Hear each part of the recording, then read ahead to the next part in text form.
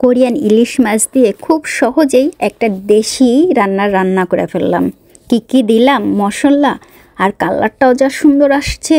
ইলিশ মাছ কিনে নিয়ে আসছিলাম, সুন্দরভাবে পরিষ্কার করে নিলাম। এটা হচ্ছে ডিপের পটল, তার সাথে একটা আলু নিলাম, আলুর থেকে 3টা মাত্র পিস নিলাম। আর ওই যে পটলটা, এটার এখন কুচি করতেছি, মানে লম্বা লম্বা ফালি করে নিলাম। কোরিয়ান ঝাল মরিচ কুচি করলাম লম্বা লম্বা করে, তরকারিতে শেষের দিকে দিব। হাঁড়িতে মানে কড়াইতে তেল দিলাম, লবণ দিলাম, হলুদ দিলাম, মাছটা হালকা হালকা করে তেলের উপর ভেজে নিলাম। কোরিয়ান ইলিশ মাছ তো ওই আমাদের দেশের মতোই, তবে এতে গন্ধ কম, স্বাদও আমাদের দেশের মতো আসে না।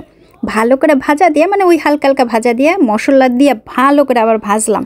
তারপরে দিয়ে দিলাম আলু আর ওই পটল।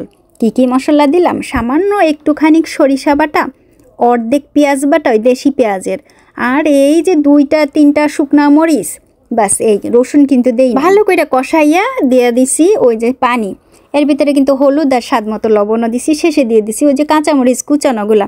ইজি রেসিপি, ভেরি তাড়াতাড়ি হয়ে যায়। আলুটাও গলে গেছে। ওই যে পটল খুঁজে দেখাইতেছি আপনাদেরকে, কালারটা এরকম আসছে। এত স্বাদ। আমি ইজি রেসিপি এত তাড়াতাড়ি আমার জন্য করি, সব সময় কিন্তু খুব ভালো লাগে খেতে, ভাত খাইও অনেক।